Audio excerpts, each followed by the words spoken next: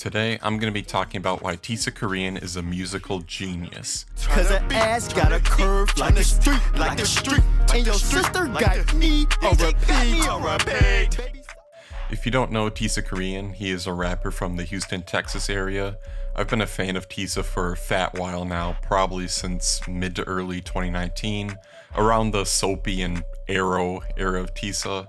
And it's actually crazy that Tisa was rocking with Arrow, and his constant promotion of it actually landed him a brand deal with Arrow. It's pretty insane. But you may or may not have heard of Tisa, but he is currently at his biggest peak right now after having several songs become popular on TikTok. He definitely has the most eyes on him yet in his career. But looking back, the first song that really blew up for Tisa was probably Dip, parentheses, hashtag the woe.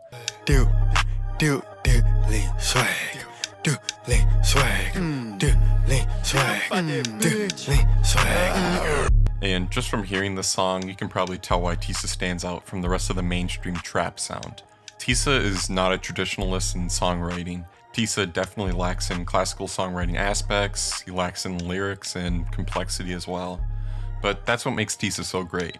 What Tisa lacks in all other aspects, he makes up for in pure vocal charisma and energy.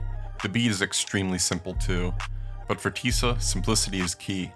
The beat only has the necessities: hard-hitting 808, clap, rim shot for perks, and a looping infectious synth. It's the perfect setup for Tisa's wacky-ass vocals to take your main attention. The song is just pure, mindless, unadulterated fun. It perfectly shows why Tisa is different from the rest of hip-hop too. His experimental, minimalistic beats combined with his wacky-ass vocals definitely makes Tisa pretty left field. And also, fun fact, Lil Uzi actually hopped on the dip beat too, garnering more attention for Tisa. Got a bitch on me, she is get moody. I get the guap, nigga, you know it. I got a Glock, it got a stick, it got a mouth like a custodian. And I don't know if it caught your eye, but you might have been wondering why hashtag the woe was in the song title. And that's because 10K Cash, Tisa's friend and collaborator, actually was the one who created the woe dance, if you remember that back then. He even named a project after it. And that's why hashtag the woe is there. And honestly, I'd have to say Tisa's two biggest influences musically are Soulja Boy and Lil B. And when you think about it, it makes perfect sense. Tisa blew up due to the internet. Soulja Boy and Lil B garnered their attention the same way in the early internet, through YouTube and MySpace and Facebook. But modern day, TikTok is the way to do it, and Tisa's killing it.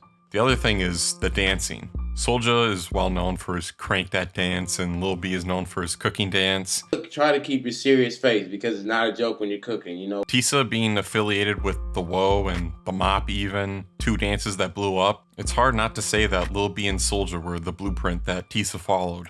Even musically you can hear Soulja and Lil B. A lot of Tisa's beats incorporate some very 2000s style synths that Soulja Boy would use.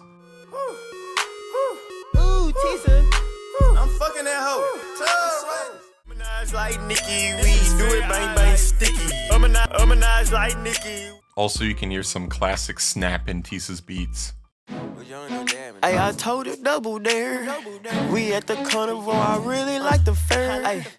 Tisa also incorporates that snap style lyrically as well, with themes of partying and going to the club, and the fact that Tisa songs literally sound like fun party songs. Tisa even remixed Big Draco's Soulja Girl and called it Jazzy Girl.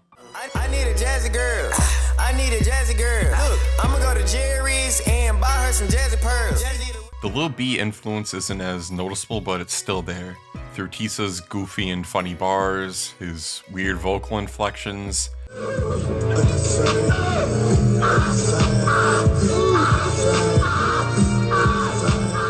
and even some of Tisa's beats sound like some classic cloud rap stuff. The best example would probably be Tilly Wonka off of Mr. Silly Flow.